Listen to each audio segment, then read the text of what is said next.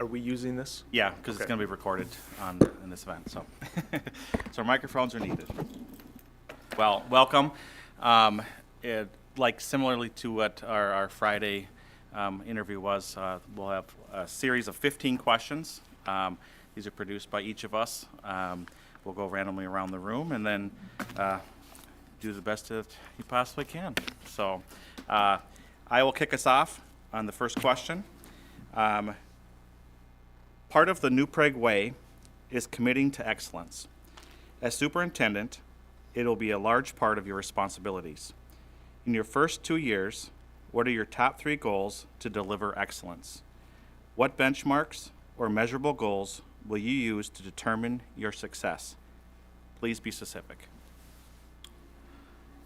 Well, first of all, thank you for having me back. It's been a fun day. I've made a living on New Prague water, and I'm going to crack this again. We have but food here too. You could eat. I don't think I'm going to take you up on that right now. Okay. But I recognize that you have important decisions to make, and I know that I appreciate everyone's approach, and I appreciate that how involved you've been in, how Harold and his team have involved the community. So I thank you for being here. I'm humbled to be back.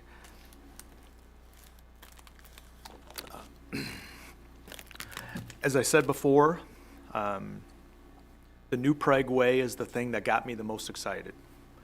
And I think I probably talked a little bit too much about the New Prague Way last time I was here on Friday night, but I think that's kind of what sold me on the alignment. Since that time and since our last encounter on Friday, I've spent a lot of time doing as much research as I can on a district that I know, but I'm getting to know more and more. And so when I think about those 3 things that, when I think about the first 2 years, I think of 3 things. First is community re-engagement. We need to rethink how we are engaging our communities in our schools. And that doesn't mean that it's not happening now, and it doesn't mean that Superintendent Dittberner and his team are doing anything wrong, but times have changed, and we need to think differently about how we re-engage the community. Forgive me now, because of many things I've said already in multiple different settings, so I'm going to be somewhat redundant. But I believe that I'm the chief relationship builder of this organization, starting on July 1st, and trust me, we'll start that if I'm so lucky and so fortunate to do that prior to then. I need to create relationships into the community. I need to be that bridge builder within the community, to our faith communities, which I talked at length about at our last interview, to our business community, to our governmental organizations. We need to re-engage the community in our schools. I will also work with the professional staff to think about how we update and think about how we re-engage families in schools. Re-engagement is critical. They're the vehicle, they're our key to success, that collaborative partnership with their families. So it happens at the district level, it happens at the site level. We're re-engaging our communities. I maybe got a little bit off tangent, forgive me, but a lot of my research over the last couple days has been about the strategic plan. I'm not so proud to say that to your question about the strategic plan, I did a lot of research, but I hadn't looked at it before. I didn't see it online, and probably didn't do a good enough job of searching. But I have looked at it, and I've looked at it extensively, and had a conversation with TeamWorks yesterday about the plan, and I have a firm understanding of the plan, the 3-year process that you have, and I think that it's a good plan, and I think that it aligns with what I was thinking. And so there's that alignment with the strategic plan. I also think there's some opportunities for me to bring my experiences in Bloomington, in Rochester, and Minneapolis to help enhance that plan.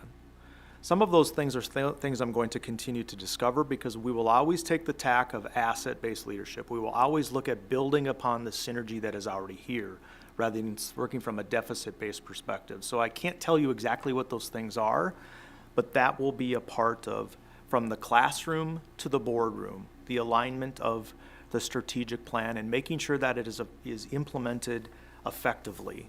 And as I've said multiple times in multiple different settings leading up to this, I believe that's one of my strengths, is effective implementation.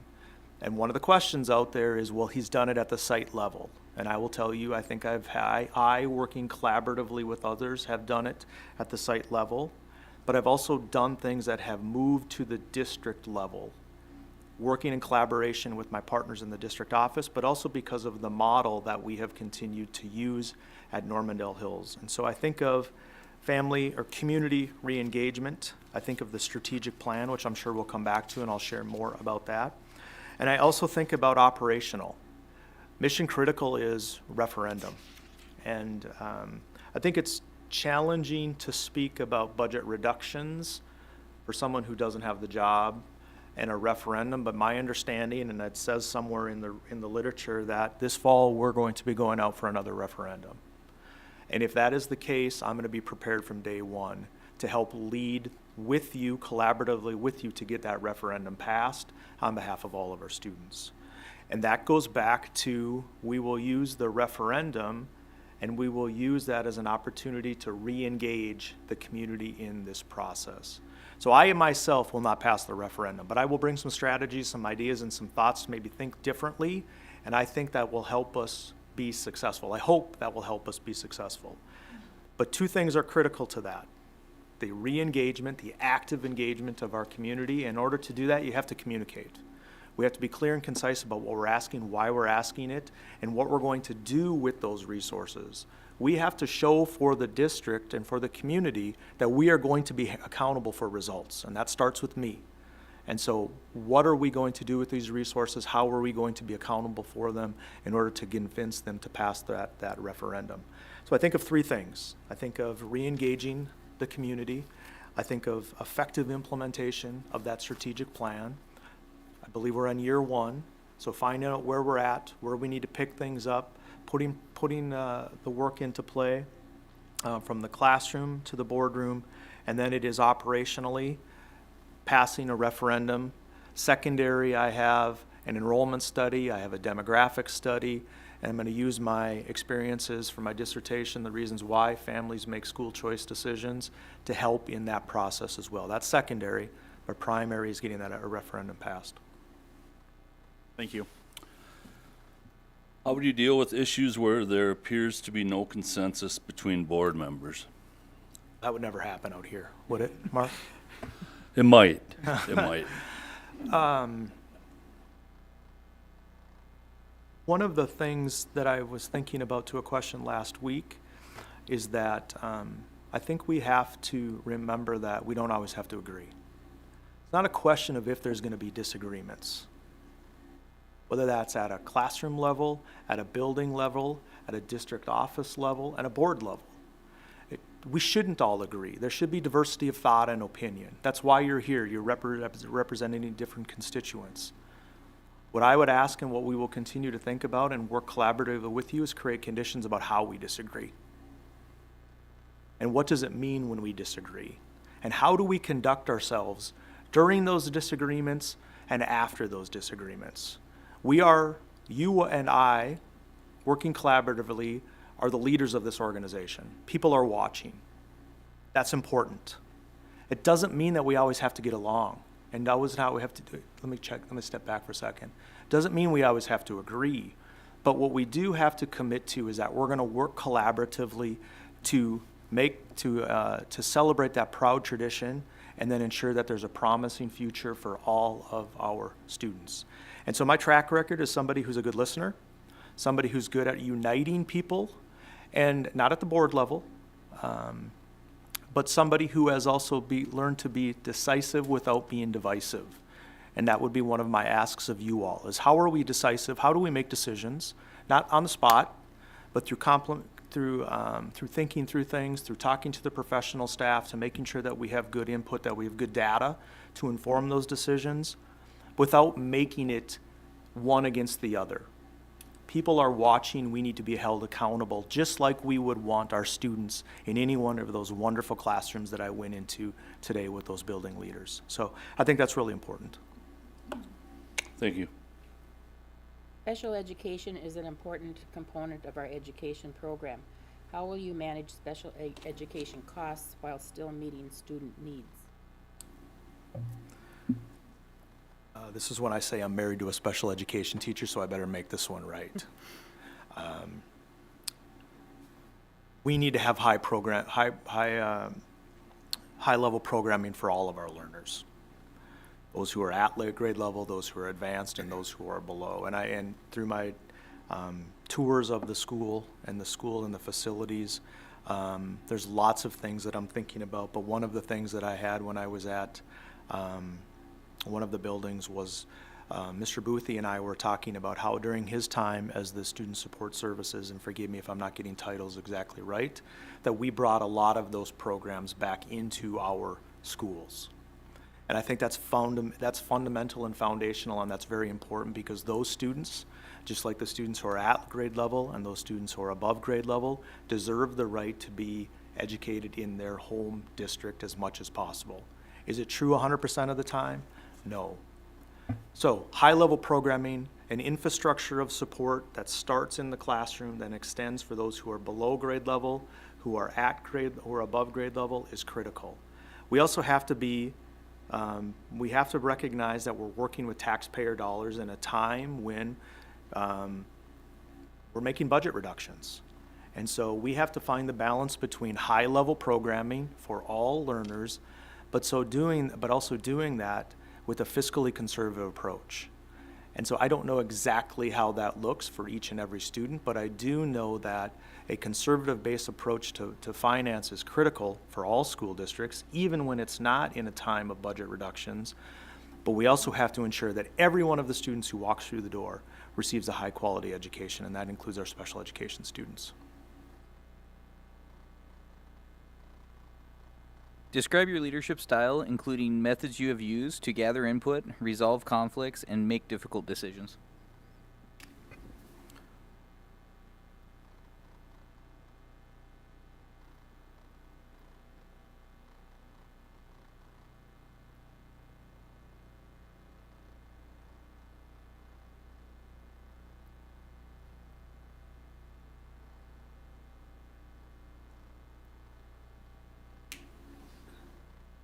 There are a couple things that I think about to that question. Forgive me as I took a pause. You gather in through it through the relationships that you have. I want our staff, I want our professional staff to be critical consumers of information. Just because someone said this is what you do doesn't mean this is necessarily what you should do. We need to be critical consumers of the information that we are consuming as the professional staff. So we also need to make sure that we have good relationships.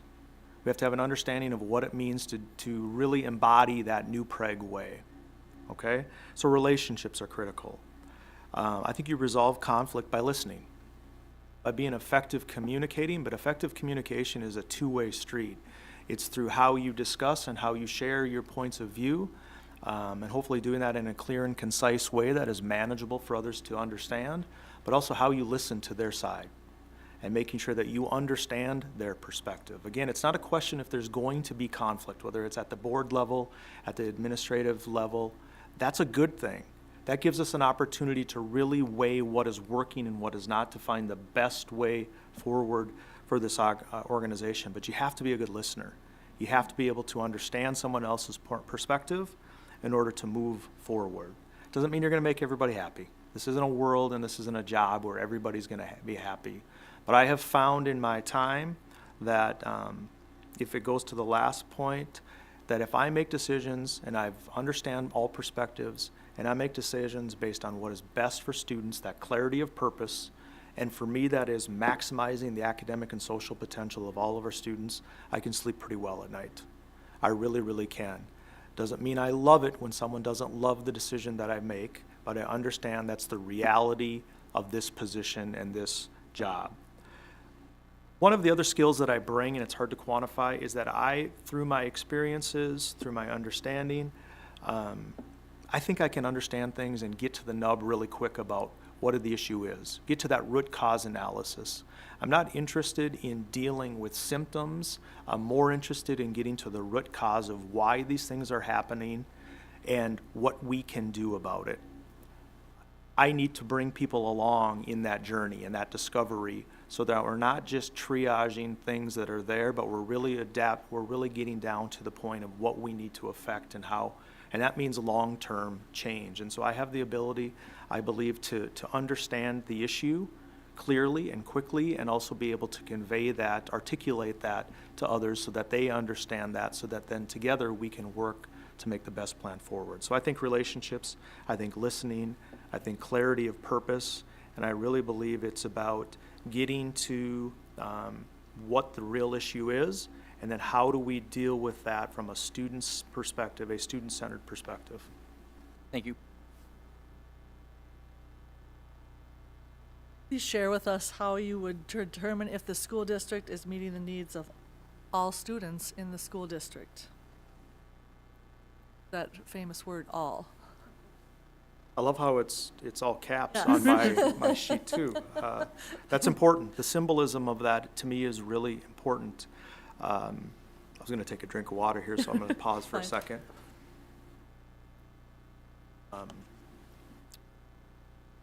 And our mission in Bloomington for some time has been, we are the educational leaders working to develop in all of our students the ability to thrive in a rapidly changing world. And all is all, right?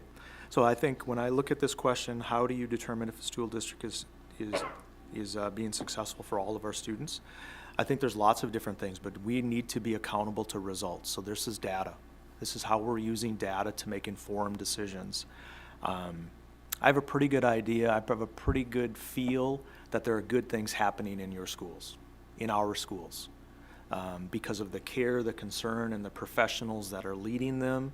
And I haven't met all the staff, but I've met a lot of them, and there's great passion about the work in educating students in New Prague. Be proud of that. Be proud of that. But we also need to use data to ensure that we are indeed meeting the needs of all students. Someone can't just tell me we're meeting the needs of all students. There has to be a component to data that helps justify that indeed we are meeting the needs. So we need to be a data-driven organization. And that's qualitative data, that's quantitative data, but we need to have good data systems to ensure that we're making progress along the way and we're meeting the needs of all of our learners. Again, it goes back to one of those three themes I talked about, community re-engagement and the strategic plan. We need to be accountable. And so we need to be accountable to what the district has asked from us. And that's test scores, that's graduation rates, that's all the different data that is out there that we can use to assess how we're doing in our buildings. Not because we're looking to find who's not doing what they should do, but more so how we can make this organization an even better place. It's the foundation of continuous growth, is the data that we use. And so I would look at data for all of those different groups. Andy, the next question is a scenario type of question. A parent of an Indigenous student calls you to report that the student is being harassed in school. You are the first person to be contacted by the parent. What steps would you take in dealing with the parent? What if the parent first goes to a school board member? What should the board member do?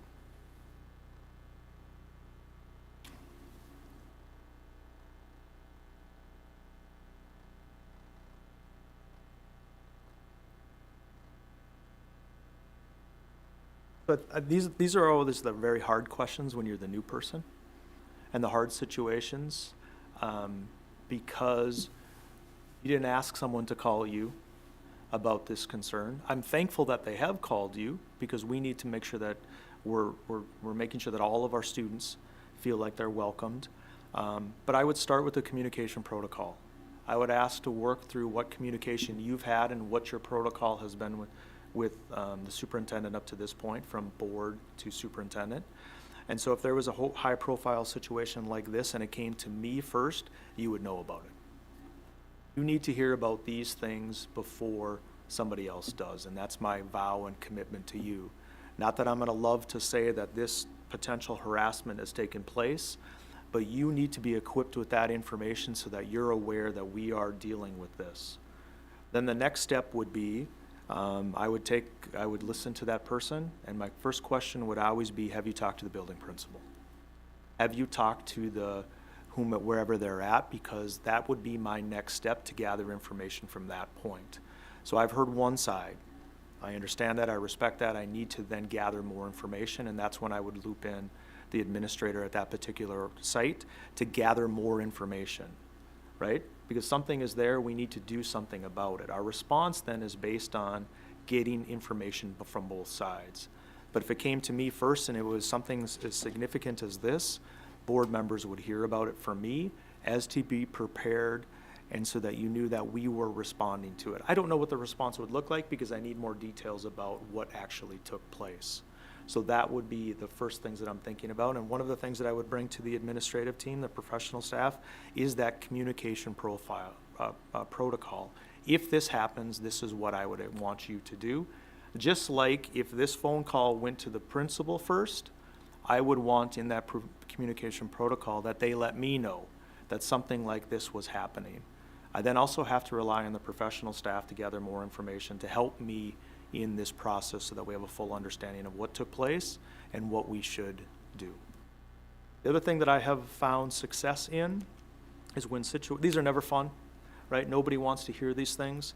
What I have found a lot of success in is to have to deal with these in a productive way is whoever this parent was, whether or not I dealt with it because I needed to, or whether the building was able to deal with it.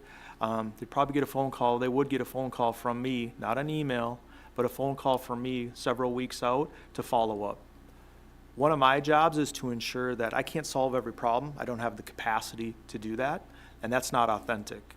But what is authentic is making sure, and what is a real expectation is that if these issues are brought forward, then it's our job as the professionals to respond in an appropriate way. And I would make sure that that took place, and that would also help me deepen that relationship with that family and that student. Andy, to what degree should community input impact changes to curriculum and school policies? What specific steps would you take? Well, I'm imagining there's a PAC or something that helps weigh in on the curriculum and the policies from the start. I think that's an expectation of every school district, is that there's a group of representatives from each school and from each community, right? And members from each community to be a part of that committee that comes together to weigh in on those things before decisions are made, to give their input in those decisions. I think that's a critical piece, right? As we continue to make sure that we're representing the community and engaging the community in what we do.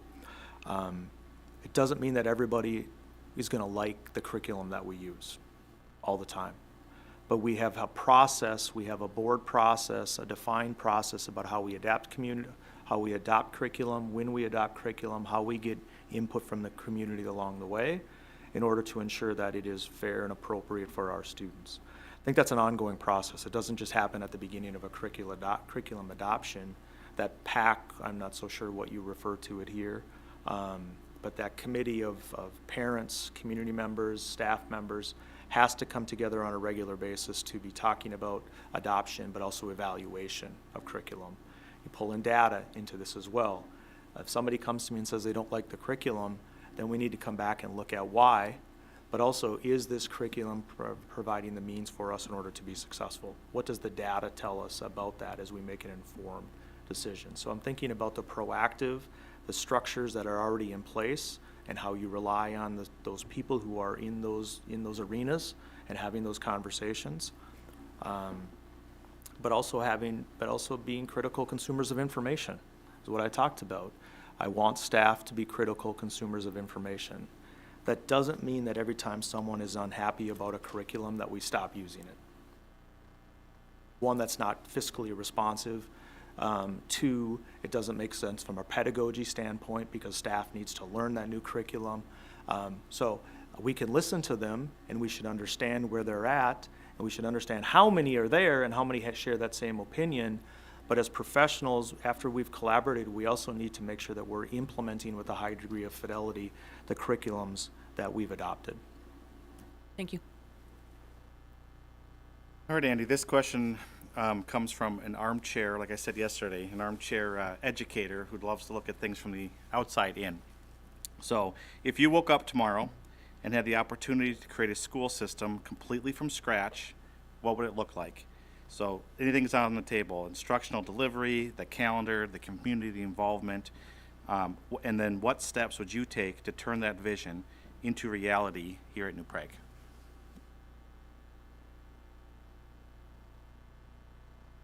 This one gets me excited, so I gotta give me a few minutes while I take a few notes so I can share my enthusiasm.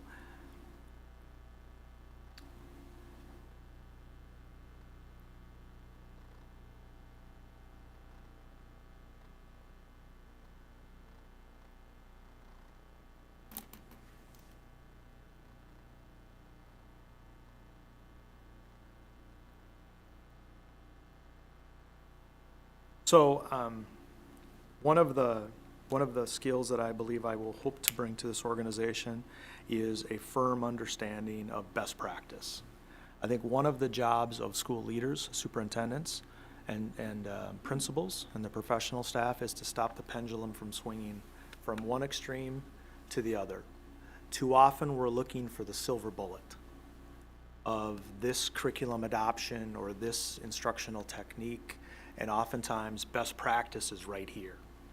And it hasn't changed, and it transcends environments, it transcends grade levels, and it goes back to what I think of as really strong relationships between our classroom teachers, our support staff, our students, and their families.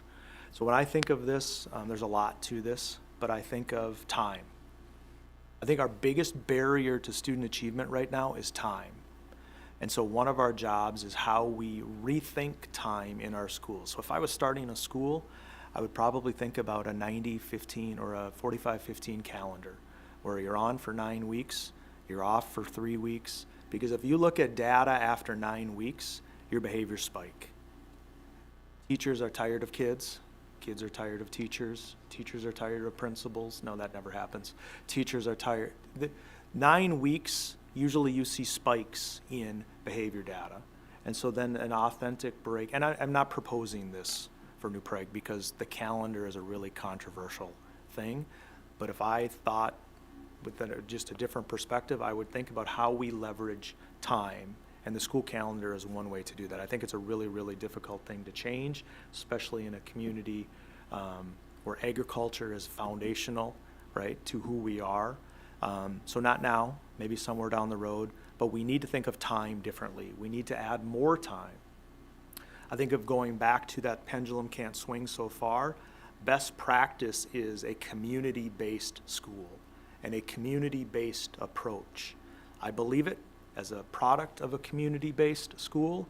I believe it as my time when I worked for the Minneapolis Public Schools. One of the things that they get it right is the school is here and the community center is on that same block. That helps leverage time. I'm not proposing a community center at the end of every block for all of our schools, but what I am proposing is that we have to think about how we leverage time. Making sure the school day is crisp, there's good instruction, the classroom is a sacred space, but how we extend the day to meet the needs of all of our learners. The students are at grade level, above grade level, and those below. So that's remediation programs, that's enrichment programs, that's all of these different things. It also extending the school year. Again, those aren't things that people love to do, and it's already a long day at times, but if we're really starting from scratch and doing things differently, I would look at how we would make, and this is one of the things I will work for in New Prague, is how we make our community, our school and our community seem as one. Community re-engagement is about bringing our community, our families, back into our schools, because those partnerships are what are going to sustain us during the good times, but that's also what we're going to lean on when things aren't going so well. And so those are just some of the things I'm thinking about. Thank you. I'll think about that question Okay. a lot more on throughout the next couple of days. Describe your, excuse me, describe your expertise with Minnesota school finance. Share strategies you have used to make financial projections and revenue calculations. When should the budget building process begin? I'll start with the last piece. I don't think the budget building process ever stops. I think that starts by your enrollment studies, your understanding where your students are at, how many students are coming, your birth rates in the county, your birth rate, and understanding who you are as an organization. And I don't think that work stops. I think you start to see it more in your schools this time of year, and especially when you're talking about budget reductions, but you have to be proactive in your understanding. It's one of the things when I talk operationally, an enrollment study is critical. I think it says demographic study here. I'm interested in a demographic study, but I'm also interested in an enrollment study, because that enrollment study should give us an updated idea about where we're going to be able to go based on the resources that we have. So I start there. I think I have some good experiences with school finance. As I talked about last week, I've been a building principal in 2 different districts, seeing how 2 different districts do this from both an elementary and a secondary perspective. I think I've deepened that understanding through my work at the graduate school level. I teach school finance for the University of Minnesota. I teach school finance for Concordia St. Paul. That has deepened my knowledge of school finance from not just a Bloomington and Rochester perspective, but a broad perspective. The areas that I probably need growth are the final financial projections and the revenue calculations, but honestly, that goes back to your student enrollment. Your revenue is created by mostly your student enrollment, and so you have to have a firm understanding of that. And that'll help drive those projections and your revenue calculations. So that would be an area for growth for me, for sure, but I think I have a pretty solid understanding of school finance from a site and a statewide level. Thank you. Please share strategies you would use to pass a local operating referendum. What role would you play, and what role should a school board member play?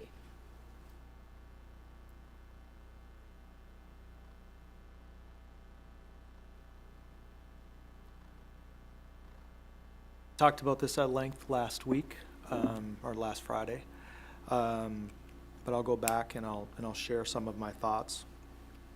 I'm doing okay for time.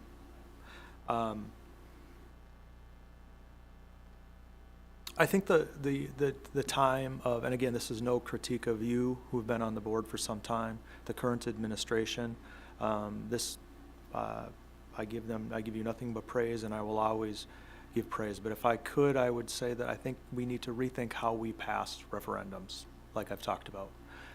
The role, when it is the role of the traditional role, if you will, of the superintendent and the board working together, I think can and has been effective. But I think there's a new model, and that model is one of the things that I would help bring to New Prague. And in that model, we together are the champions of this work. We together are making sure that we're setting the conditions of what we want to achieve, why we're going to do this, how it is tied to our strategic plan, and how we're going to be accountable to this. But then we're working with our local communities, relationship building along the way, in order to send messages out about all of those things I just talked about. The best communication to our families and to our community comes from our classrooms and our schools. We are partners in that. We are creating common messaging. We are creating common understanding of our why, our rationale, again, what we're hoping to accomplish, and then how we're going to be held accountable to that, and how we're going to do that in relation to the strategic plan. But our role is to be champions of that, to understand the terms, and then work collaboratively with our schools, with our community, to help share the message.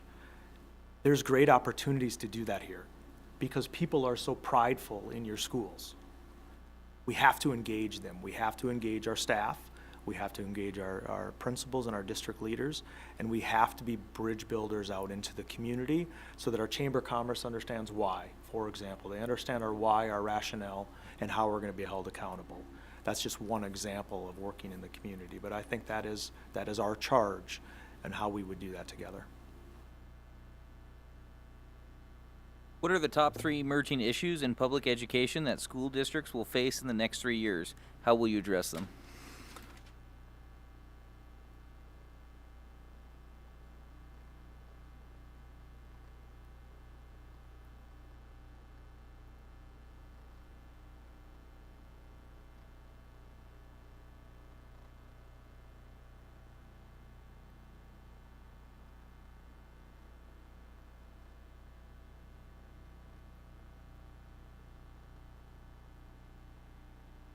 I don't know if these are in any particular order, but the 3 things that come to my mind are enrollment. I think enrollment is critical. I think public education for a long time has been sacred and has been left alone, and people have said, we trust them, they're doing what they need to do, we trust the professionals. I think we need to build back that trust. And I don't think we can be passive in that. I think we need to be active in that. We need to think about how we are clear and concise in our messaging, how we're building those relationships. We're also talking about how accountable we are going to be and how we need the community. I think we assumed for a long time that the community was just going to come. And many of them still are, right? Let's not forget that. But I don't think we can take that for granted anymore, and I think we need to be bridge builders out into the community. And so enrollment, how do we maintain our enrollment? COVID has affected everyone. I look in your enrollment, and I can't directly tie that to COVID, but I'm guessing that it hasn't had a negative impact in your enrollment. We need to build that back because that's foundational to our revenue stream. That's our source of revenue. Our primary source of revenue is the students who come into our system. And so we need to have an understanding of who's coming, and we need to make sure that we're capturing as many of those students as we possibly can. The second one, I think I tied into the second one, it's community engagement, families. And it's not just families, but it's the community. In order to do this, we need to be partners with the community. And we used to, I don't know if we used to, but we used to think of ourselves as just the 4 walls. Now, there's a lot more walls at Eagle View than just 4, right? And beautiful facility. But we need to think about how we're re-engaging the families and our community in our schools so that they can partner and support with us. And the last thing, and so finances is enrollment, and finance, I think, go hand in hand. And the last is achievement. It's student achievement. During COVID, and I was just sharing this with Mr. Boothie on the way into from one tour to the other, I don't remember. But during COVID, we worried about management. We worried about managing from from in-person to online, devices and deploying devices, mask to not mask, communicating with family, all of those different things. Our focus changed, and rightfully so. Maybe this didn't happen in New Prague, but I think this happened everywhere, from leading instructional leadership, which should yield achievement, to management of the day-to-day operations of the school. And I believe our job is to ensure that there are high levels of achievement. So we need to get back into that instructional lens. We need to have that instructional focus where our professional learning communities are focused on teaching and learning, not necessarily how they're going to deploy devices, for example, to our students. And that is not a critique of New Prague. Please, please, please know that that's true. That was true of everywhere. But I do think achievement is critical, because as I said to you before, we exist, we are here because we want to keep kids safe, we want to make sure staff are safe, we want to make sure families feel that they're supported, but ultimately I need to be held accountable by the academic and social development of all of our students. That's why we are here, that's one of the ways in which I'm going to be held accountable. And so I believe achievement would be the third. Thank you. What are the top 3 reasons you are pursuing the New Prague superintendency?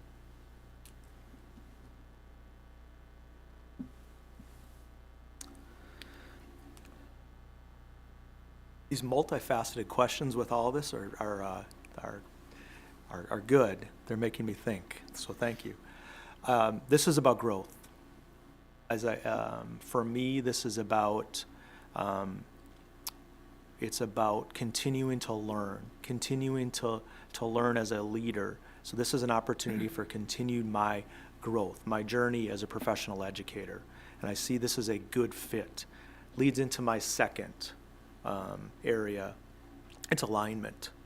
Again, I have a long list of things that are important to me if I'm going to disrupt the harmony that I have.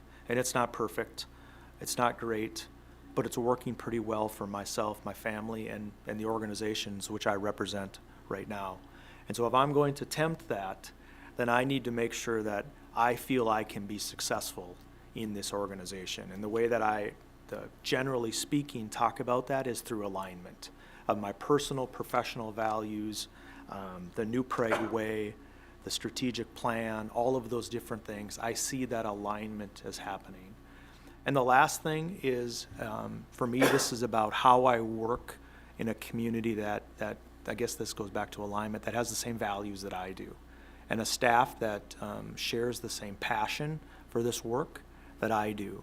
I'm really lucky. I get to go to work with people who I like and who work really hard on behalf of kids. I sense that's the way we do business here.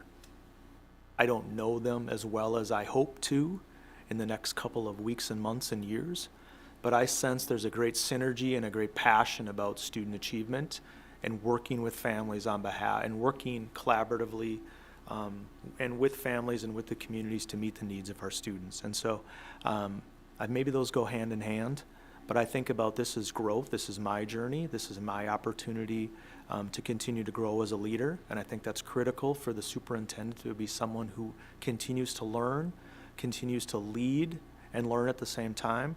I see alignment, and I see a group of people that I have grown to appreciate, respect, and I want to be a part of the organization. I feel like I fit here. You'll ultimately decide that, right? But ultimately, I do believe that there's good alignment and there's good opportunities for me to help move this organization forward. Thank you. Andy, if second chances were possible, what are 2 or 3 decisions that you have made that you would do differently in your professional life?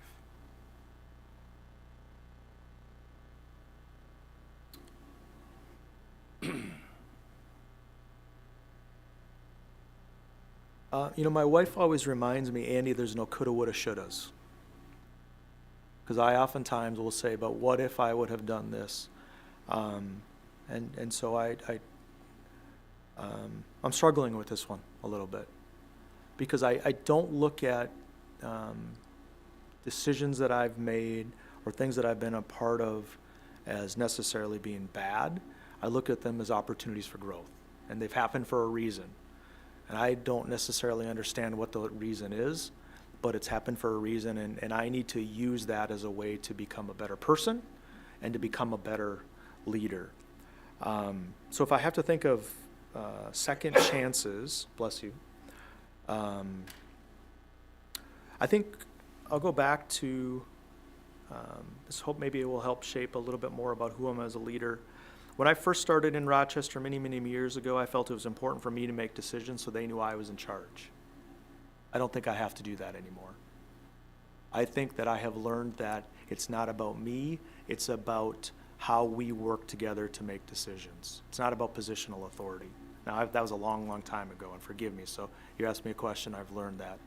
I have learned that these are more general themes than specific things, but I've learned that this work can and should be fun, that we will work very hard, and I credit the staff at Normandale Hills to this. This is really hard work. This is important work. And at Normandale Hills and in Bloomington, I have learned to work hard, but also to celebrate and to have fun and to be in partnership with the people that we are doing this work with, because I think that's what sustains us over time. And so I don't know if I have specific things that I would do differently, but I look at every opportunity as that of a learning experience, and those are some of the things that come to mind.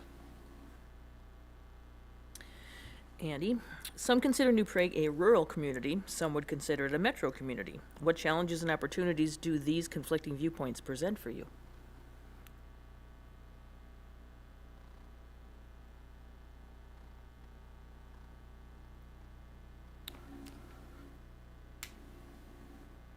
I go back to proud tradition, promising future. And as I said to the administrative team a couple hours ago, one of the things that I think we have to guard against is our proud tradition in this wonderful school district doesn't impede in our promising future. We need to, I am committed to continuous improvement. I'm not here to change for the sake of changing. I'm not going to do anything that I don't think is going to have a long-term impact. I won't ask anyone to do anything that I don't believe will have a long-term impact on the betterment of this school district. But we can't allow that proud tradition that we have from us to continue to prepare our schools for all of our students. And again, I go back to all means all. Not just when they behave, but sometimes when they don't. Or not when they're at grade level, sometimes when they're not. Or not when their parents are always engaged. You get the picture. All means all. And so I think it gives us a wonderful opportunity to continue to test and redefine the values and who we are as communities, because it's not just New Prague, it's those 10 townships that we've talked about as well. Who do we want to be? And that goes through that vision and missioning process that I know is a part of the strategic plan, but I think that goes back to the community engagement. We can't sit back and passively wait for that to come in. We need to be aggressive in building those bridges into the community, to having those feedback loops, to having that understanding of what does the community expect from us? What do they need in order for us to be successful? And so I think there's opportunities to have healthy debates on behalf of the school system.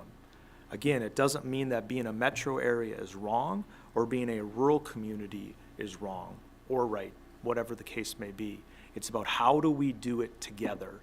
And conflict is oftentimes looked as a bad thing. And I don't love conflict. I don't get up in the morning and say, I can't wait to argue with somebody. That's not what I do. And I don't believe people here do that.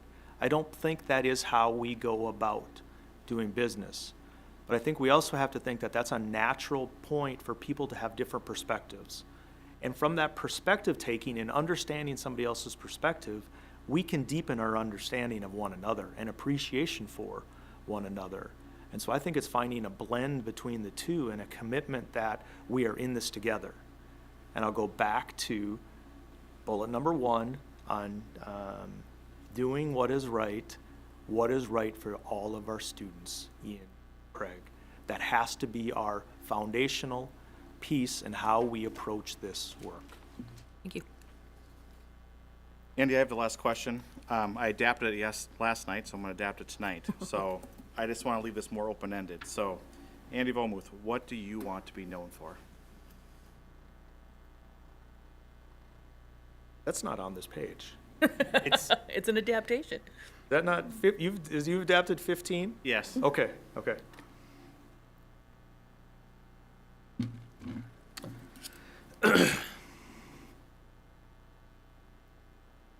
So the question is, what do I want to be known for?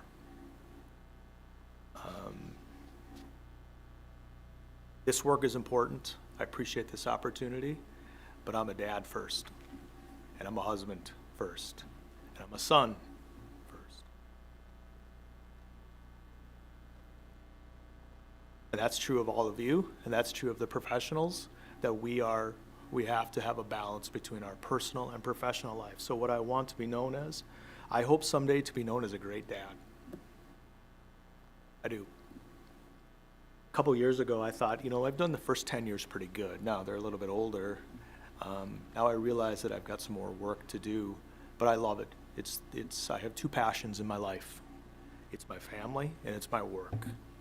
I wish my golf game was better. I recognize that if I get into this job, that it's probably not going to be, and my golf balls will be sprayed around the New Prague Country Club that's tree lined, but that's who I am. I am passionate about my family, and I'm passionate about my work. So first and foremost, it's about family, and I think I will ask and I will expect that of everyone. That doesn't mean that we're not going to work hard, and that doesn't mean that there aren't going to be great things that happen. I want to be known as somebody who is an advocate for all kids. I want to be known as somebody who's committed to upholding the New Prague way on behalf of all students and their families. even the ones who aren't so happy and the ones who call us and say, this is happening to my kid, do something about it. I want to be known as an advocate for kids in this organization, for the betterment of the organization, so that we can continue to have that proud tradition, but at the same time, move this organization forward on behalf of all those people that we represent, all those stakeholders. And it starts with our students. So it sounds simple. It's a lot more complicated than that, but I want to be known. If I had, was the question one thing or two things? Okay. You're running with it. Okay. I want to be known as an advocate for kids, and somebody who worked, who wasn't perfect. I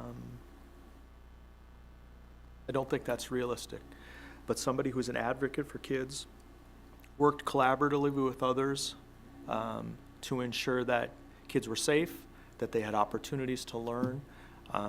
That's what I would ask for. Thank you. Any closing questions for us? I want to be respectful of your time.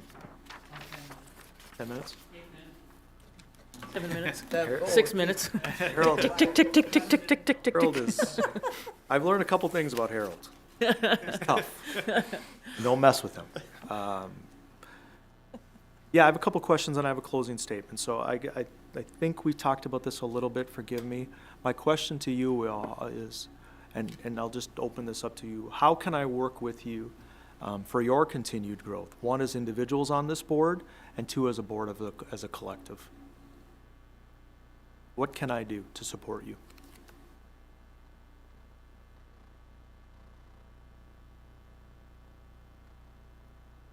I think you made a real strong point for communication, and I think that is so important, that the communication goes with all school board members, that we never are the second people to find out about something, that you make a point of letting us know when something has happened that good or not so good, but we need to know, and that very paramount in a good relationship with the board. How about others? I agree with Denny. That's one of Tim's strong points, has been communication. As long as there's no surprises either way, you know, we all know there's issues to deal with. So as long as we're on the same page as far as knowledge of what happened, I would agree with Denny. And along with that, Tim was a good spokesman for us too. He didn't True. let us give like 7 different answers or whatever have you. He spoke for the board, but he let us know where he was coming from when he made that rebuttal to a parent or a question answer to a parent or whatever have you. You know, we're on board with him, and he spoke for the board, and that's important because that gave it kind of a unified answer instead of, you know, chopping it up into a whole bunch of different answers. You were referring to emails that we get all together. Yeah, absolutely. Yeah. Yeah. Or any other communication. Well, yeah, but a lot of times they come like that, but But that was a really good way of dealing with. I would like, because you're new and we don't know you, and you don't know us, I would like a responsiveness of trust between us. I want you to trust that I'm coming from a place that's good for all kids, but, you know, that's cliche too. I would like to be able to trust you to do the same thing. I would like you to be able to trust the principals that we have in place and trust the teachers in the classroom because they're there for a reason. They've been hired for a reason and they've gone through professional development for a reason. So I would hope that you would trust the work that's been done before you came and be open to changes as we would look at them, if I said that right. Yeah, and if I may respond, you know, one of the things I'm thinking back to, I haven't had to use some of these sayings because I've had a long tenure at Normandale. 16 years is a long time, but one of the sayings and one of the things that I would say to you all, 2 things. One, I'm not coming here to fix something. There are great things happening. There are great things happening in our schools. There are. We should be proud of them. You should be proud to represent the professional staff, the students. I'm coming here to find those things that are going well and to do them better.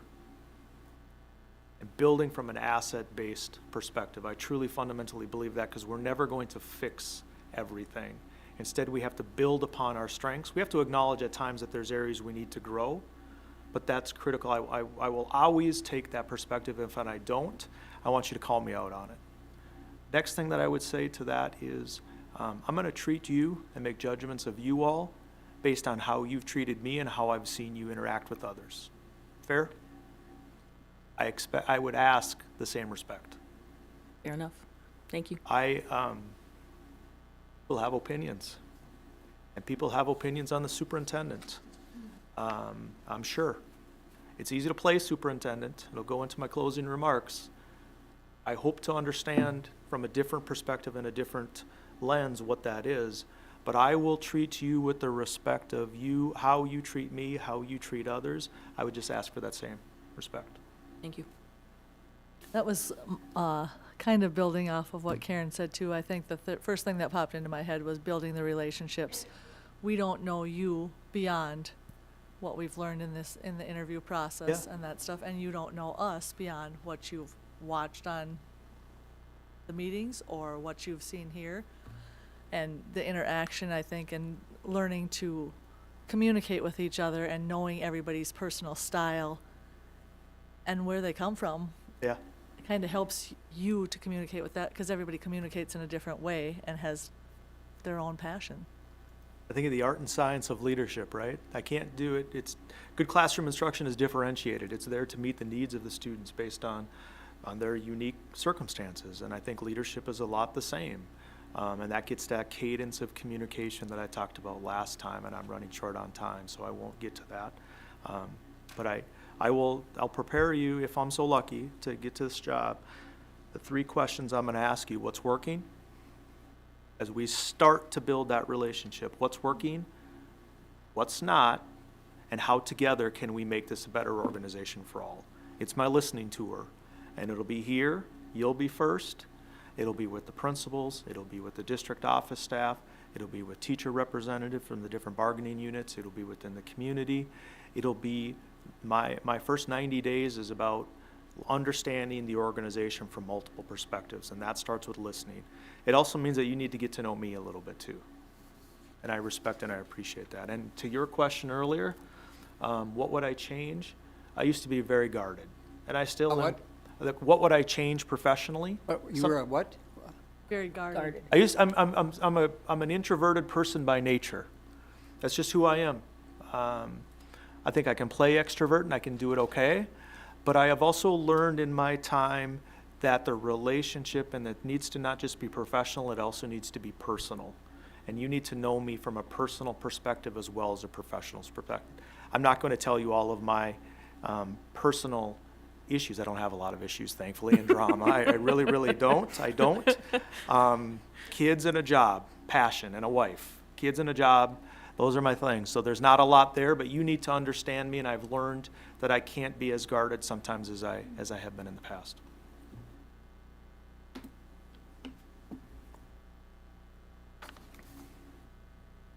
I want to be respectful of your time.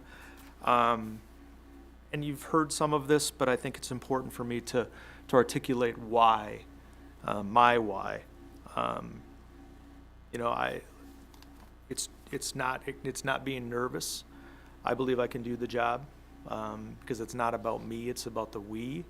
And there's a great professional staff here that I got to know, and I hope they feel the same way. And there will be issues, there will be challenges, but I believe I'm very, very excited about the opportunity to lead this organization. So I thank you for taking another time to meet with me tonight. And I've talked about fit, and ultimately you'll make a decision about fit. What is the right fit for New Prague going forward? As we continue to think about proud tradition and promising future. I've talked about alignment. It starts with the New Prague way, it starts with personal, professional values. I think I deepen that with my discovery and really getting into this strategic plan, which makes a lot of sense. It's not only visually looks good, but the content and what is here is things that I saw and what I thought, where I felt the direction of the district needed to go. When you think about me, I want you to think about instruction. That's the heart of who I am. I'm a teacher. And I believe that's the right perspective for a superintendent, to think about themselves as from an instructional lens. I think I understand instruction from both an elementary and a secondary level. No, I've never taught an AP science class, and that's not the expertise that I bring, but I understand what good instruction looks like. And foundationally, that'll be how I lead. I think I understand professional development and what that looks like. And though I'm not going to be leading professional development, I can help ensure that it's being led in an effective and efficient way and really bringing this strategic plan to life, right? That has to be the vehicle on how we're meeting all of those things that you talk about in here. And I think I have a really good understanding of the operational side of the organization. From my work in collective bargaining and contracts and working in human resources on different things such as hiring, I have a really good understanding of the operational side of this organization. I don't need to be the expert. I have people who are experts in that field, but I think I can partner with them and have a good understanding of where we're at and where we need to go. And further in the operational side, it's about referendums. I don't like to talk about money and the money side of this work, but we all know that is mission critical to this organization over the next several months, is to ensure that we have a successful passing of a referendum. And it won't be me, it'll be us, but I have some ideas about different approaches about how to do that work that I think will help us not only pass that referendum, but also re-engage the community and families in our schools. I have a good professional network, and I think I've talked about this before. I have people that I can rely on. I have people who have done this job, who I consider to be experts in the field, who I talked to over the last couple days to prepare me for what I was to checks and balances. Am I doing the right thing? Is this not in terms of this job, but am I seeing this clearly? Excuse me. It's getting late and I haven't had a lot of food, so forgive me. I offered you food. I know you did. Checks and balances are important. And I don't surround myself with people who just are agreement parties. I like those people, but I also have people who challenge me. And one of the phone calls yesterday challenged me, but I think it challenged me in a good way. And so I have a built-in structure to help with the transition from my positional authority that I now have to hopefully the positional authority as the superintendent of the New Prague schools. That network also will help sustain as we continue to move this organization forward. And I think that's really critical because it's proud tradition, promising future. There are different perspectives out there. And how do we engage others in making sure that we are seeing clearly as an organization to move it forward? And the last thing, again, the burden of leadership is real. I respect it, I appreciate it, and I run towards it. It excites me. My golf game will suffer. It can wait. My family won't, but they will do it with me. That's our commitment, is that we do things together. And so the burden of leadership is something that is real. It's something that excites me. And I know I've got a strong team here at the board level, the professional staff, and the pride in the schools is something that I will work to match alongside you. And it goes back to the synergy that I've been able to create. It's probably an overused word, but if you think of my track record as not a principal, but as a leader, it has been about bringing people together around a common goal, clarity of purpose, whether that's instructional technology or moving a referendum forward. I played a piece in bringing people together, and I credit clarity of purpose. Why are we doing what we're doing? How are we going to accomplish it? So on and so forth. So I'm past my time. I just want to say I'm humbled for the opportunity. Thank you for the opportunity, and I wish you nothing but the best. And if I am so chosen, I promise that you will have my all, and we will do it together during our time together. So again, thank you very much. Thank you, Thank Andy. you very much. All right, we're gonna be getting some additional information, so we could do. Great, yeah. thank you. We might get it confused.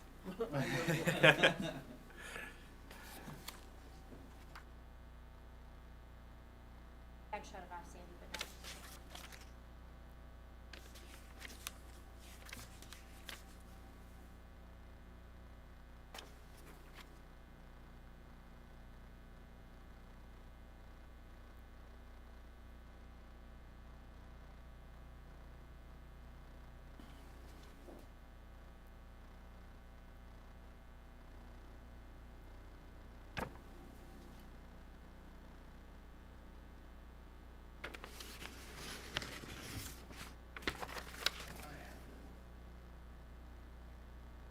Oh, here they are. Here they are. I got them. I found them. You know, the community group, they ranking on.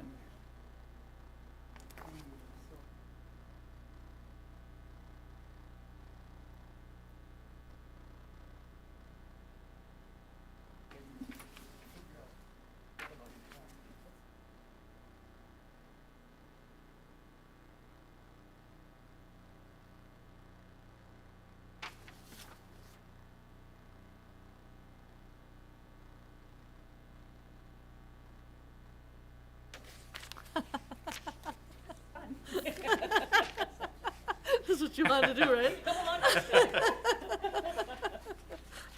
You're filling it out for Tim.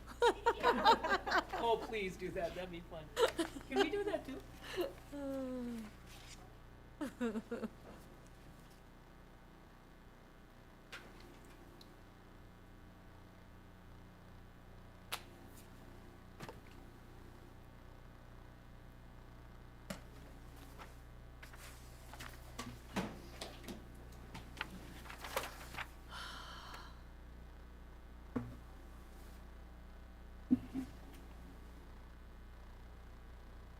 When you have yours ready, just put them up here and I can take them.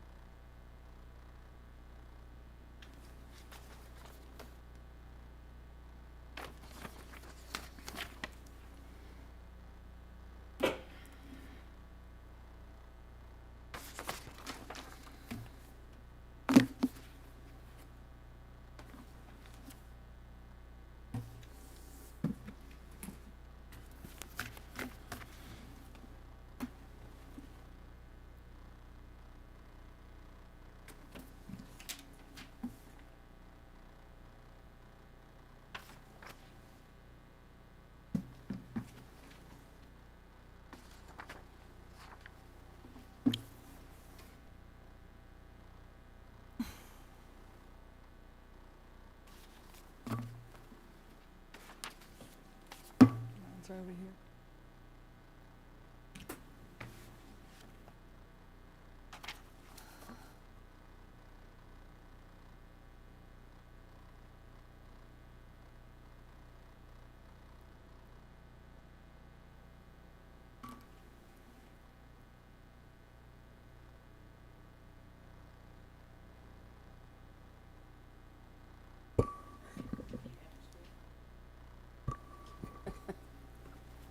time. It's a big decision, so.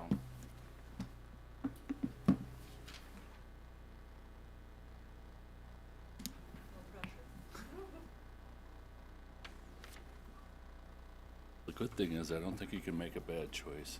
Yeah. Really don't.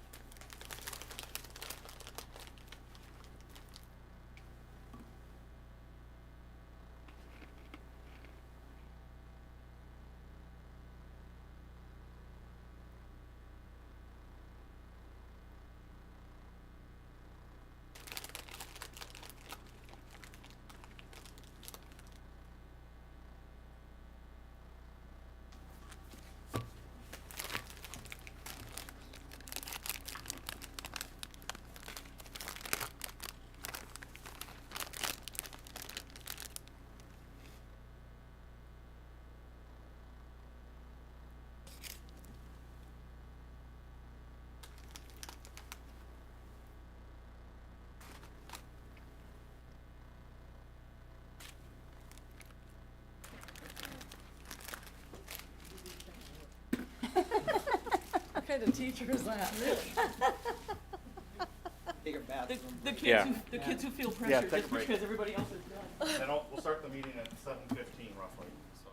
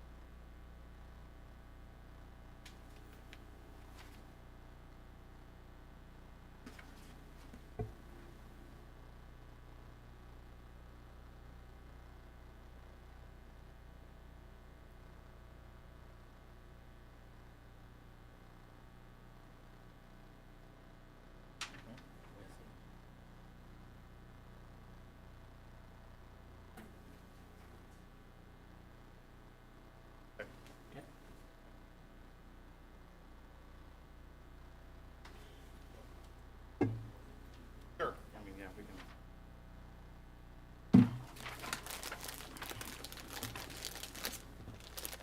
Already? Got a couple more minutes, or we can start early, I'm fine with. We have no place to go, right? I mean, okay. Good to know. I don't think anyone has this room after you. Good. No one has it? Shoot. That's too bad.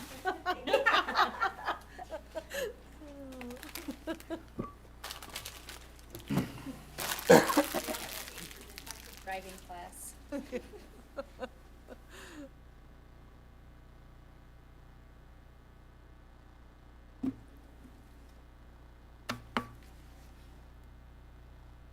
Come on, they're all in bed. Come on. I know, that's why I thought that one would be a fun example. I wasn't listening. It took me a long time to hit my head.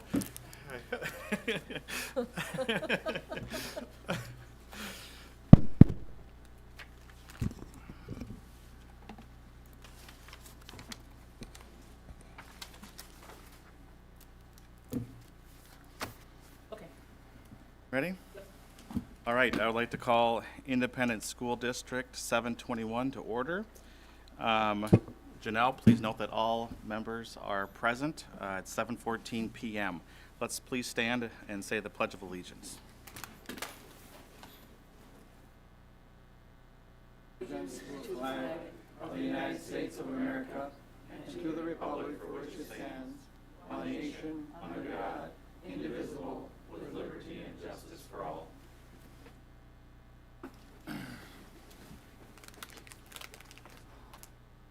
All right, I would entertain a motion to approve the agenda. So moved. Second. The first and seconded, those in favor signify by saying aye. Aye. Those opposed, motion carries. All right, we have one item on the agenda, one huge item on our agenda.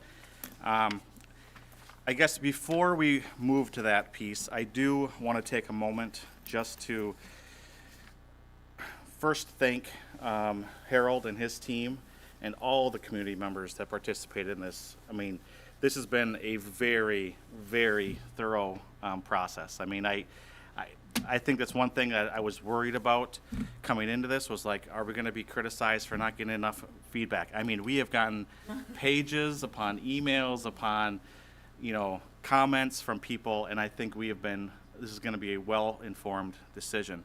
I also want to thank the candidates, for all of them for throwing their hat in the ring. I mean, this has been a difficult process. I mean, it's been a very, it's been a grueling process. I mean, all day, last week, all day today and yesterday, it's been tough. But that being said, I think it's time to, I think we'd be lucky to have, quite honestly, all of these candidates. And so I think before we even start to debate or discuss the two finalists, I do think that we would be lucky to have either of these candidates, quite honestly, and I think they would both do an excellent job. For me, I think I'm going to have a preference, but I'd like to share. So prior to starting the meeting, we've gathered information from community members that had their own interview. We had admin team meet with them. We had community forums the last 2 days. And then also as part of that, we've taken all that information and we have scored the candidates. And so based upon our scoring, and what we did, we had 10 attributes and we scored them between 0 and 3. Based upon the scoring, of course, and again, we don't have to base our decision 100% on this, obviously, but I think this is going to be a tool that we can use to help maybe formulate our decision. But so Andy received 170.5 points, and Dana received 146 points. So based upon that, we have a preference. Obviously, we don't necessarily have a consensus based upon that, but that is what our scoring totals were. And I guess, I don't know where, I've never done this before, obviously, but I guess for me, I'll start out based upon my preference, and I would ask all of us. Yesterday was a rough meeting, and to say the least, and I just want to make sure that we are respectful with all of our opinions. Speaking about our candidates, some of the best things I heard today was that we're going to disagree on things. 100% we're probably maybe going to disagree on this, and maybe not. Hopefully we'll find a solid decision. But we need to be respectful of everybody at the table. This is difficult. Everybody. There's conflict. We have different opinions, but we really need to be respectful, and let's please talk about the positives amongst our candidates of why we support that person. Because I think that's the key here, is that for your individual person, if you have want to support that person, please talk about their attributes and why you think that person would be a strong candidate. So I'll start off, and we don't necessarily have to go around, but again, I just feel like the person who I'm supporting is Andy for this position. I think this is a leader that will inspire us to do better. I think past success is a huge indicator of future success. I think that New Prague now needs a leader that would unite us, and I think Andy is that person. I can see myself working with Andy as a school board member and a school board chair. I think he wants it, and I think he's going to continue to challenge us. So that is the reasoning why I support Andy for the next position. Feel free to open this up. I don't want to do parliamentary. I know as my goal of being a board chair, I never wanted to be someone who just ruled with an iron fist. I want us to have lively discussion, but at the same time, I want to make sure it's respectful. So anybody else can chime in. I'm going to chime in for Dana. I think her strengths match Andy's strengths, and she has strengths that Andy doesn't. Neither of them have any superintendent experience at all. A couple of I went through all the community comments and wrote them all down, and a lot of the comments for Dana was that she has a variety of experience up and down the line. She's been a principal, she's been a teacher, she's been a counselor, she's been the director of student learning. She's been all of those things, and a lot of those things are on the district level, and she has that experience more so than Andy does. And as far the way that I look at that is that I would rather not have to break somebody in, especially with the idea that we have to do a levy this year. We have to do that. And so I think she brings more to the table than Andy does. I worry a little bit about, one of the questions at the forum was the lack of experience in the higher level grades. I worry about that with Andy. There's a lot of things that go on in a senior high school that an elementary principal has nothing to do with, and that bothers me a little bit. Other than those two things, I think it's a wash, but I would trust Dana in the position more now so because she's got more experience. Oh, and she lives in the district. And I think that's an important thing because I think she'll stay here for as long as she's in her career, and I don't know whether Andy will or not.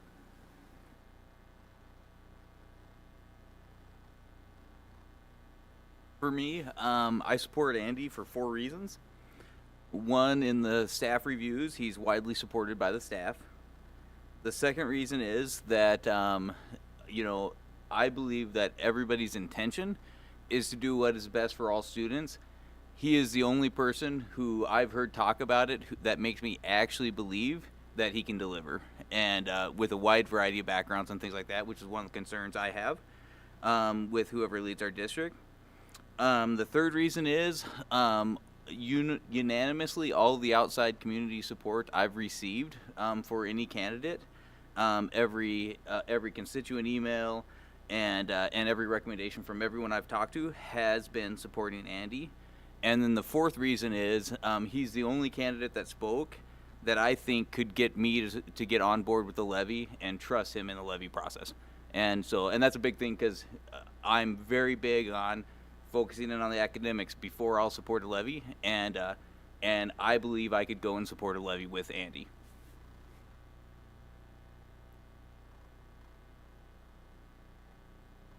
I was leaning toward Dana, and when I did my points, added up my points, there was only 1 point difference. So, I mean, I'm really on the fence. I like that she lives in the district, and I liked her style, but I mean, Andy knocked it out of the park too. So I'm fine with either one. After the first round, I thought Andy was really good. Right now, I'm leaning towards Dana. She does have a lot of experience in a lot of different areas. She lives in the district. And I don't know, on stage yesterday, she just was really impressive the way she handled herself and answered questions. And they're both really good. I can't really say anything negative about either. I mean, neither one of them has been a superintendent, but I could see either one of them being one. One of the comments that came up in the community, I have to see if I can find it. A lot of them talked about not having the experience in that kind of a thing. But one of the comments that came out of the community was that of all the candidates who didn't have any superintendent experience, Dana had the best knowledge of finance. Somebody else also said that she is one of 4 main decision makers of finance and budget in her district. And another comment that came from the community was that she has lived through 2 failed levies and 1 passed.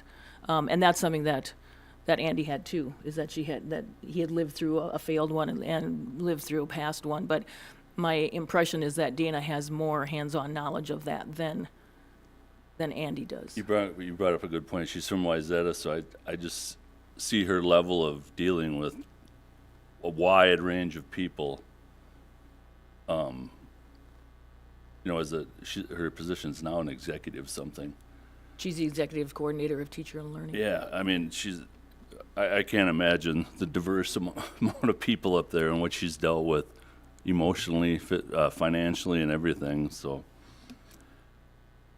It's that position that makes me lean more towards her than Andy, because Andy has, although he said a couple of times today, and he said in his paperwork that he has both elementary and secondary experience. I don't see a lot of secondary experience with him, and I don't see any district experience with him. And I guess for me, I'll chime in again, and just because I feel like I need to, but, and I think experience is very important. However, I do feel that the stronger leader should prevail. I think there's a difference between leadership and experience. I think a good leader can lead, no matter whether he's experienced that particular grade level, or I truly think that the leader is really what you need to be hiring for. And just the district piece, living within the district, quite honestly, it's, for me again, it comes down to the best leader for the position. I mean, I don't care if to go with what he said earlier today, I personally don't care. And maybe that's because I wasn't born and raised here, maybe that could be part of it. Just because I think we need the best leader to lead us to the next level. And I do feel like he is the person that can take us to that next level, whether his zip code is 56071 or whether it stays Bloomington. So, yeah. I'll say that we're missing a couple of important things in Andy's background. First of all, he worked at an inner city school in Minneapolis, and that, I think he referred to that as being very eye-opening, and I think he probably took that with him throughout his career thus far. And we are not inner city, but our challenges do lie in this area, and they have lied in this area. And we need to have somebody that's had at least some experience with that. Dana has not. Now Eastern Carver is getting, somewhat more like what we've been getting into, but I think Andy had more hands-on experience in that way back in his early career, but I think he has taken that with him. The other thing is that you're missing the point that he is a teacher of administrators. And you don't get to be a teacher of administrators by not having your eggs all in one basket and put all together. I mean, people that get that position of teaching teachers or teaching administrators get that position by demonstrating the fact that they are a top-notch administrator. You can't BS somebody who is going into the role of administrator by just knowing something out of a book. And I'm sure he got those positions. There was one reference that he made, and I wish I would have actually called that person up, somebody that he and I both worked for. And this person would not hire him as a teacher of administrators if he didn't feel as though he really had his ducks in a line. I think he presented himself very well. I think I wanted to ask him one more question, and I was almost stupid. I didn't do it because I would have been grandstanding. But I would like to have had him rank himself on a sincerity scale from 1 to 10. And I wish I would have had the guts to do it, but I didn't. And I was almost sure that he would rank himself quite high, because I do believe that he is sincere. I honestly believe that his sincerity level is very, very high. Dana is a good person. She came to education, like she said, with a great background of it in her family and everything. But there's something that I just really feel so confident about Andy and the way that he has a passion for what he's doing. I guess that was probably a stronger point as well. I liked Andy's passion. Dana had good presence when it came to feeling engaged and feeling involved and loving the job. But I really, really believe that Andy's passion was there to a greater degree. So I'm feeling very strongly for Andy.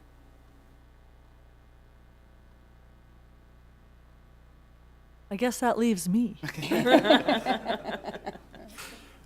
You're here. Yeah. I thought both candidates did a great job at interviewing yesterday, today, whether it was here or at the auditorium. I think they both have a vast amount of experience. I think they're both very personable. My gut, and that's what I'm going on, because it's what came to me after listening and making a decision, was Andy. And there's no negatives for either one. I don't have a negative for either one, or this one's better than this one. I think they both have an array of experience. I think one has different experience than the other, but I think either one could fit into the job and do well. Okay, now you've all shared some comments about the two candidates, and I would agree with you that there are two excellent candidates here. It's just a matter of you making a choice of one of the two. Could I interrupt just for a second? I forgot, I was also going to mention this too, and that was the community involvement that the people had of the ranking or the yes, no of the candidates.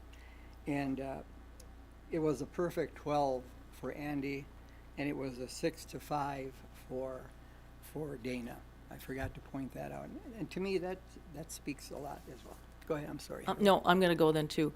The things we got today from the people that would be working for this position, there were 14 yeses for Dana. There was one no that said he or she was on the fence, and there was one no vote. There were only 11 yeses for Andy. There were 3 no votes and 3 no's and 2 no votes. So if we're looking at community, I agree. If we're looking at the people who are going to work for this position, then Dana comes out on top.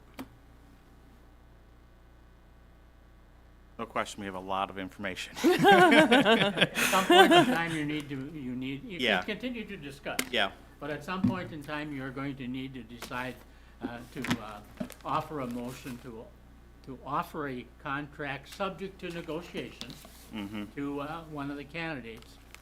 I would highly suggest and recommend to you that when you vote on an offer like that, you should have a 7-0 vote or a 6-1 at least to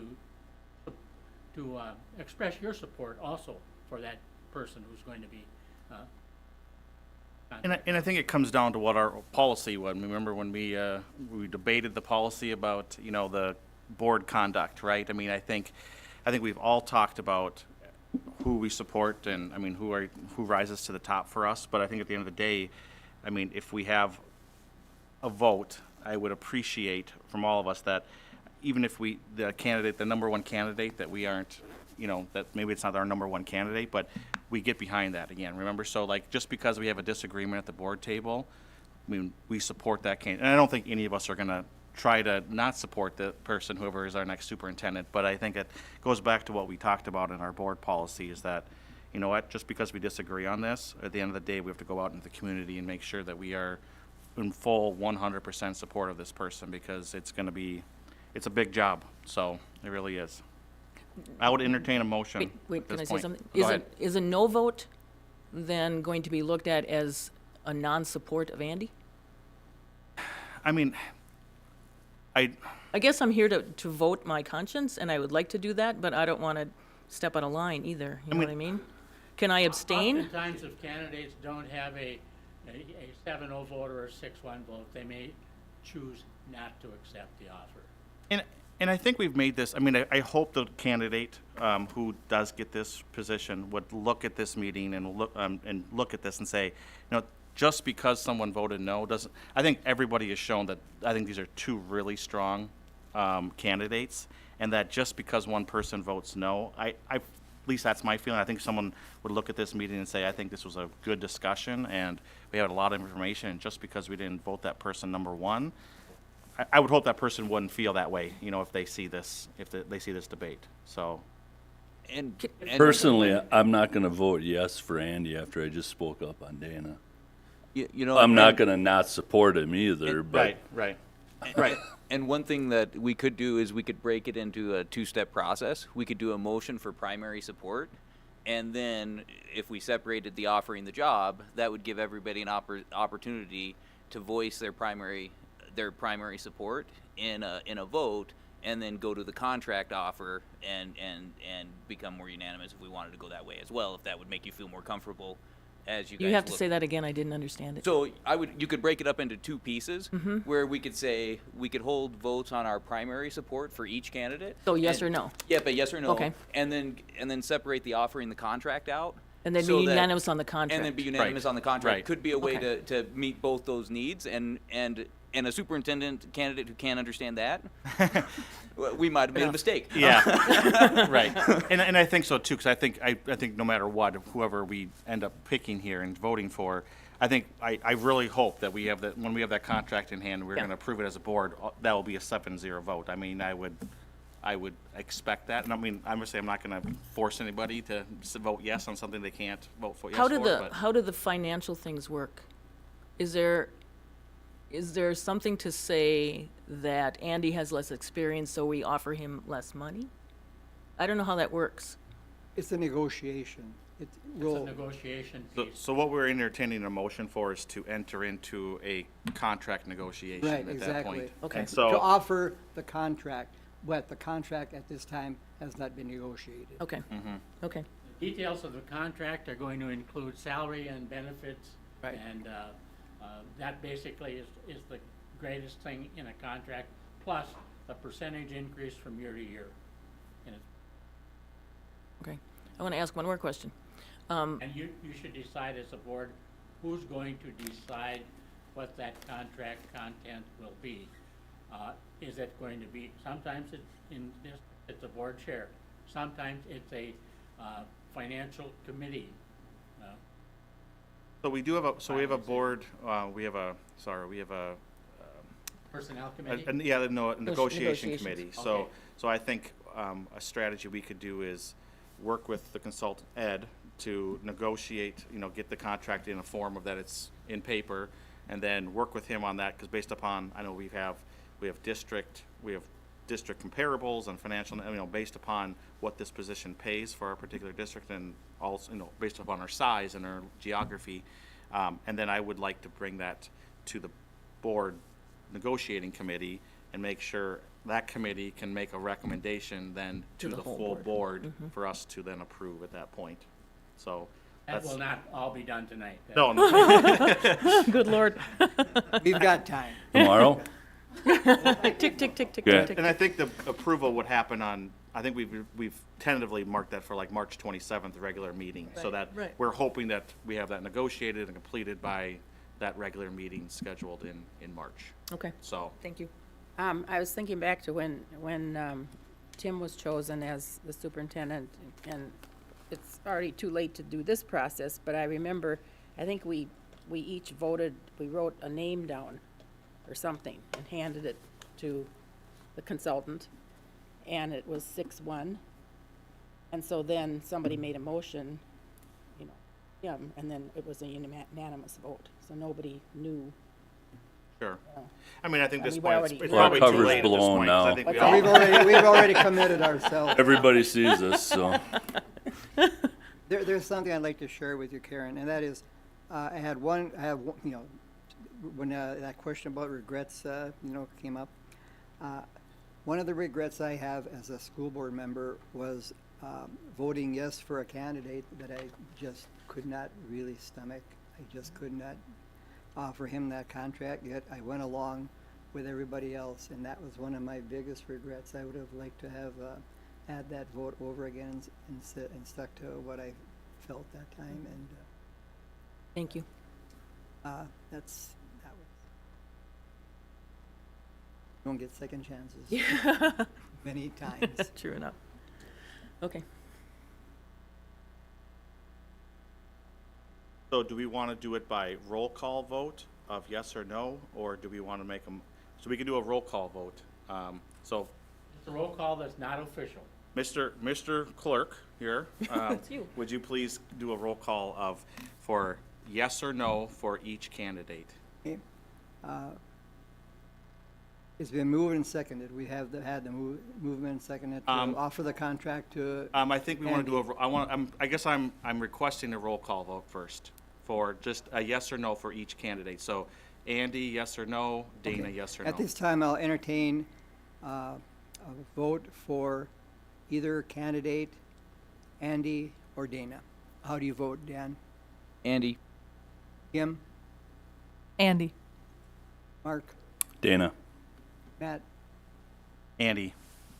Jean? Dana. Karen? Dana. Dennis? Andy? That's 4-3. Okay. So I would entertain a motion to enter into a contract negotiation based upon that roll call of Andy Volmuth. I'd entertain a motion for that. I'll make that motion. Do I hear a second? I'll second. Okay, it's been first and seconded. Any further discussion before we take a vote? Hearing none. And I would request a roll call on this one as well. And how do you vote on the motion? Karen? Can I ask a question? Yep. Is this the offering? Negotiate. A Okay, contract, okay. I'll offer him I a just was in the contract. daze, okay. Yeah. How do you vote on offering contract to Yes. Jean, Yes. Matt, Yes. Mark, Yes. Kim, Yes. Dan, Yes. Dennis? Yes, item passes 7-0. All right. Excellent work, guys. I appreciate all the banter and all the different things that we've done over the last week and a half. It's been a lot of work. So I entertain a motion to adjourn. Before Sorry. you close. Yep. We always want to do one more thing. I'm gonna go next door, and I'm gonna call the candidate and say it was a 7-0 vote to offer him the contract. He may say yes or no, because he was still interviewing right. you. Yep. as You're well. right. Yep. No, you're absolutely correct. You're absolutely So we'll correct. leave the meeting open until that. Yes.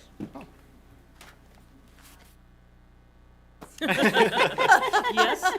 Anything that has Basket. chocolate? No, I anything want that a has steak. chocolate or sugar. In the minutes, what does crunching sound alcohol. like? How do you type in the crunching in the minutes? Dan, thanks for Which could thinking be of taken that in many ways. format. That's exactly the right format that we should have done. Yeah, yeah. I appreciate that. I understand the passion for the no vote. So.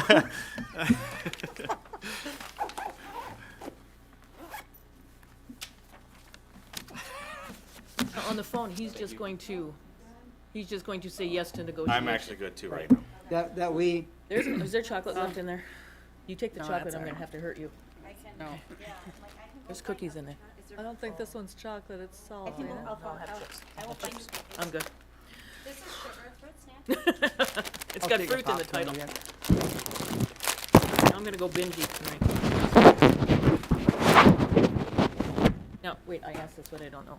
This is him calling him to ask if he wants to negotiate a contract. No. Correct. Well, after you just Offer go the tell him that. position. But we he was voted chosen to 7-0. Offer him a contract. Yes, yep, Because he yes. could still Another say way of no. putting it, no. Yes, Okay, this stuff he wants to take. he wants it all back.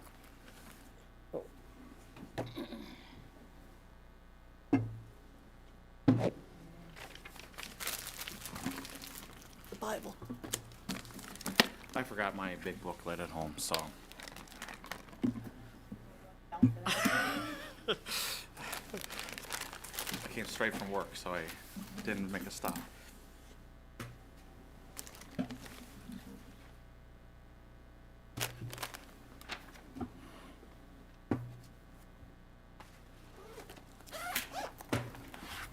He is thrilled and excited, Right, that's for good him. to hear. ready to move forward.